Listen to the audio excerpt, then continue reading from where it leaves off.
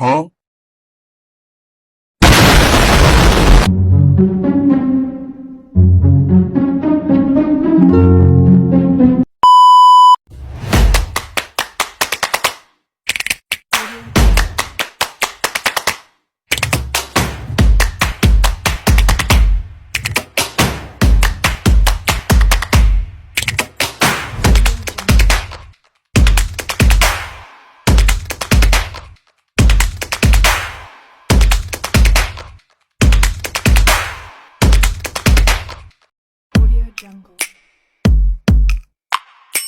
Apa sih leasing konvensional? Adalah perjanjian pembiayaan sewa guna usaha di mana perusahaan pembiayaan atau lessor menyediakan barang modal seperti kendaraan, mesin kepada nasabah untuk digunakan jangka waktu tertentu dengan pembayaran cicilan berkala yang biasanya mencakup bunga.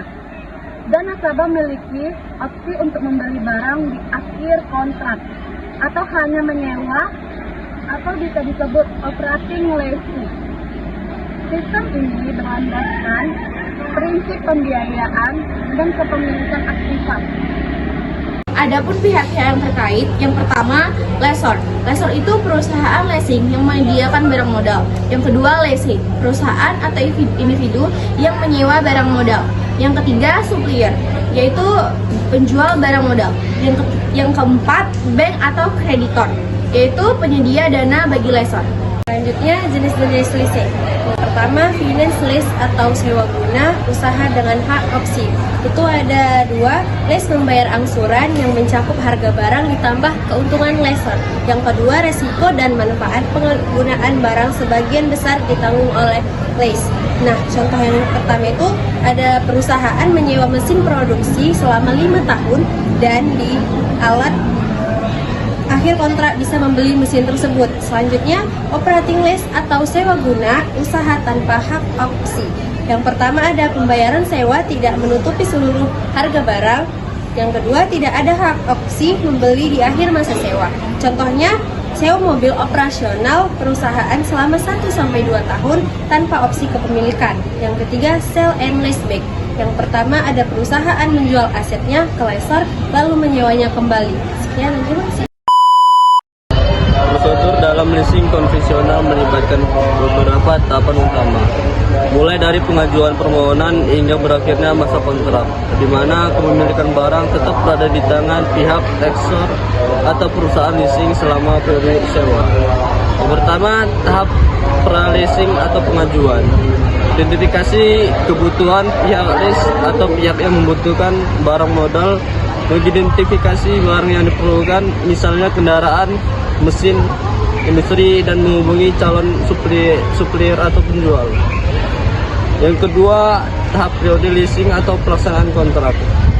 Persetujuan dan penandatanganan kontrak setelah permohonan disetujui, lessor dan leasing menandatangani perjanjian leasing yang mengikat.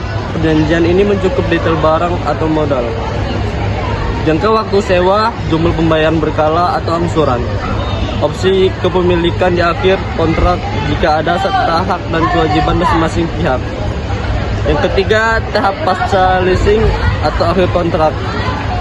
Opsi akhir kontrak setelah lease memenuhi seluruh kewajibannya termasuk seluruh pembayaran, lease diberikan hak opsi memberi barang tersebut. Lease dapat memberi barang modal dengan nilai sisa atau residual value yang telah disepakati. A few moments later. Manfaat leasing konvensional yang pertama itu memperoleh aset produktif tanpa modal besar. Yang kedua, fleksibilitas pembayaran. Yang ketiga, perlindungan terhadap penurunan nilai aset. Saya akan menjelaskan ciri-ciri dari leasing konvensional. Yang pertama, menggunakan sistem bunga sebagai keuntungan perusahaan leasing. Yang kedua, kepemilikan barang berada pada perusahaan leasing selama masa kontrak. Yang ketiga, di akhir masa leasing bisa membeli barang atau hak opsi atau mengembalikan barang kepada lessor. Dan yang keempat itu perjanjian bersifat komersial murni atau tidak berdasarkan prinsip syariah.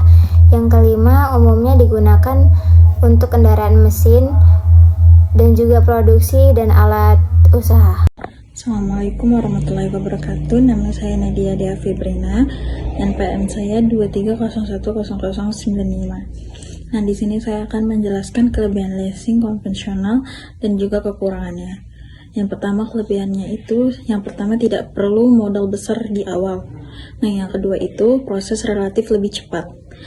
Yang ketiga, biasa digunakan untuk kebutuhan usaha. Yang keempat, angsuran bisa disesuaikan. Nah, yang selanjutnya saya akan membacakan tentang kekurangan leasing konvensional. Nah, yang pertama itu ada mengandung unsur riba atau bunga. Yang kedua, total pembayaran lebih mahal. Yang ketiga, risiko barang ditanggung lessor. Yang keempat, ada denda jika tidak dibayarkan atau telat bayar. Sekian dari saya, terima kasih. Assalamualaikum warahmatullahi wabarakatuh.